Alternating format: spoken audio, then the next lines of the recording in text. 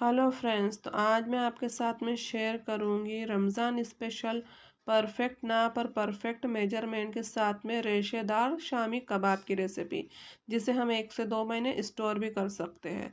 शामी कबाब बनाते टाइम पे बहुत से लोगों को दिक्कतें आती है। जैसे शामी कबाब जो है तो ऑयल में जाते ही टूट जाते हैं, रेशेदार नहीं बनते और बहुत ज़्यादा चिपचिपे और ऑयली बन जाते हैं। तो ये सारी दिक्कतों का सल्यूशन इस वीडियो में आपके लिए लेकर आई हूँ। शामी कबाब आप जब भी बनाए तो ये वीडियो पूरा फुल से वॉच कर ले। इसमें सारी टिप्स एंड ट्रिक्स मैं दूंगी, जिसकी वजह से जो पहली बार भी शामी कबाब बनाएंगे ना, उनके भी शामी कबाब बढ़िया बनेंगे। तो अगर आपको रेसिपी पसंद आएंगी तो ज़रूर से लाइक कीजिए, शेयर कीजिए, सब्सक्राइब कीजिए। सबसे पहला जो पॉइंट है वो ½ kg जो अगर हमने मटन लिया है तो 250 ग्राम चना दाल लेना है। मटन को धो लेना है और चना दाल को भी धो लेना है। यानी कि अगर हमने मटन और चना दाल एक साथ में लिए तो एक साथ में वॉश कर लेंगे। वॉश करने के बाद में इसमें 2 गिलास वाटर डाल देंगे, इसे साइड में रख देंगे। इसके लिए एक मसाला बनाएंगे। उसके लिए मलमल का एक हम कपड़ा लेंगे, उसमें डालेंगे 1 टेबलस्पून जीरा, 3 हरी इलायची, 1 टीस्पून जो है तो ब्लैक पेपर लेंगे, 8 से 10 लौंग लेंगे, 2 से 3 दालचीनी के टुकड़े लेंगे और इसकी एक पोटली बना लेंगे।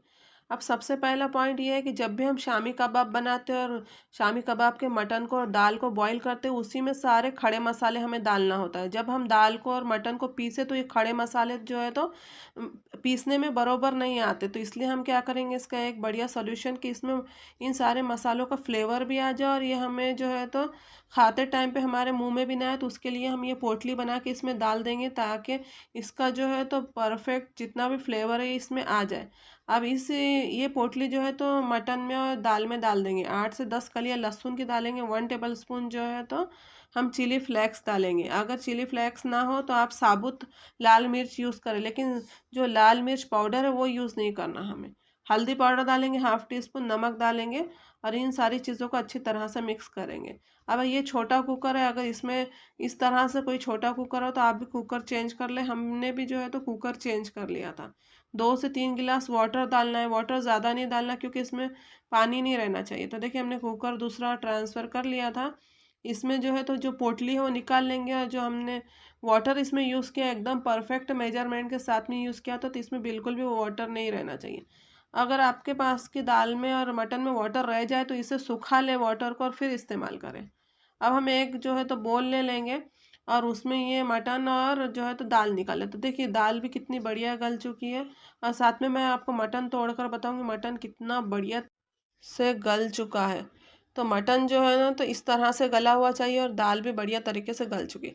अब एक छन्नी बत्ते का हम बत्ता लेंगे, जिसे खलबत्ता कहते हैं ना, वो लेंगे और उससे जो है तो मटन को चने की दाल को इस तरह से जो है तो मिक्स करेंगे, यानी एक तरह से इसका ठेचा बना लेंगे। अगर आपके पास में फूड प्रोसेसर और मिक्सर ना हो तो ऑथेंटिक तरीका तो ऐसा ही है, और अगर आपके पास में फूड प्रोसेसर या मिक्सर हो तो उसमें डालकर इस तरह से पीस ले। तो ये अगर मिक्सर हो तो मिक्सर में पीस सकते हो, वरना फूड प्रोसेसर में भी अच्छी तरह से ये मिक्स हो जाता है।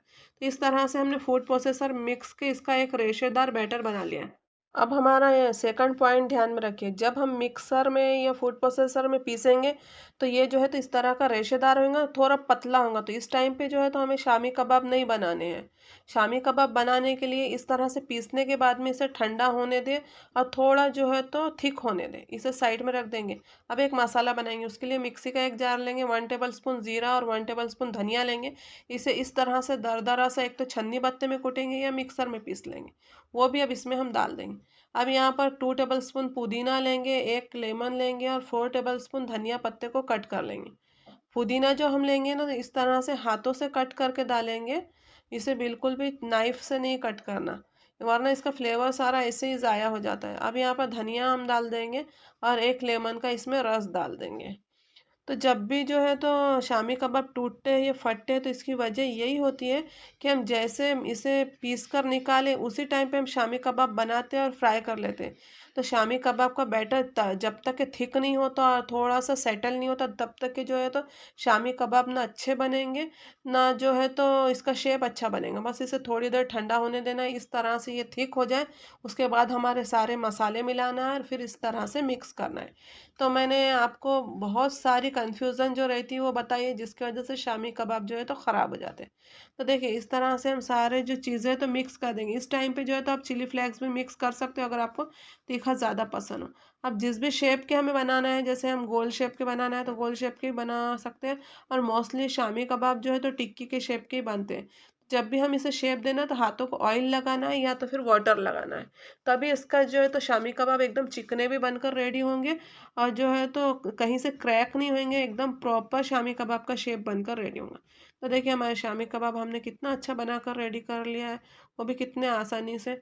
तो इस तरह से हम सारे शामी कबाब बनाकर रेडी करेंगे। अब अगर हमें स्टोर करना है तो कैसा करें, तो इस तरह से शामी कबाब हम बनाकर रेडी करेंगे और एक दिन इसी तरह से प्लेट में डीप फ्रीज कर देंगे, यानी फ्रीज़र में रख देंगे। जब ये हार्ड हो जाए तो उसे एक पॉलीथीन में भरकर जो है तो फ्रीज़र में हम रख सकते हैं। ये 1 से 2 महीने हम इसे रमज़ान में स्टोर कर सकते हैं।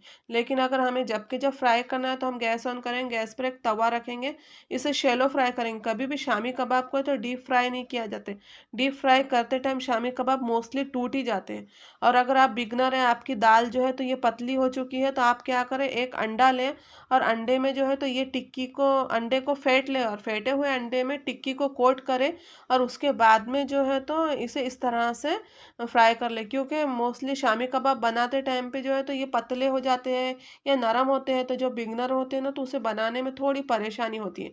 तो मैंने दोनों पॉइंट आपको बता दिए कि अगर आपके शामी कबाब टूट जाए या थोड़े पतले हो या आपको पलटने में परेशानी हो, तो अंडा फेंट ले और अंडे में जो है तो शामी कबाब को कोट कर ले और फिर फ्राई कर ले। लेकिन मोस्टली जो रेस्टोरेंट वगैरह में जो शामी कबाब बनाए जाते हैं ऑथेंटिक तरीके के इसी तरह से, लेकिन थोड़ी सी ये जो है तो एहतियात से बनाना पड़ता है। तो देखिए हमने इसे बहुत अच्छी तरीके से पलट भी लिए, और ये बिल्कुल देखिए ऑयली नहीं हुए, हाथ लगा के मैं आपको बताऊंगी एकदम रेशेदार बने हैं, जैसे ऑथेंटिक शामी कबाब बनते हैं, और एकदम क्रिस्पी भी बने हैं। तो यहाँ पर हम एक एक करके एक सर्विंग डिश लेंगे, उसमें शामी कबाब ले लेंगे, प्याज के लच्छों से और लेमन से सर्व करेंगे। तो इस रमज़ान ज़रूर इस शामी कबाब की रेसिपी को जो है तो एंजॉय कीजिएगा लेमन के साथ, हर किसी को पसंद आएंगे। तो उम्मीद करती हूँ आपको मेरी रेसिपी पसंद आएंगी। रेसिपी पसंद आए तो प्लीज़ मेरे चैनल को लाइक कीजिए, शेयर कीजिए, सब्सक्राइब कीजिए, और आपके रिलेटिव में, फ्रेंड्स में ज़रूर से इस रेसिपी को शेयर कीजिए, ताकि हर किसी को शामी कबाब बनाते टाइम दिक्कत आती है तो वो भी शामी कबाब आसानी से बनाए। अल्लाह हाफिज़।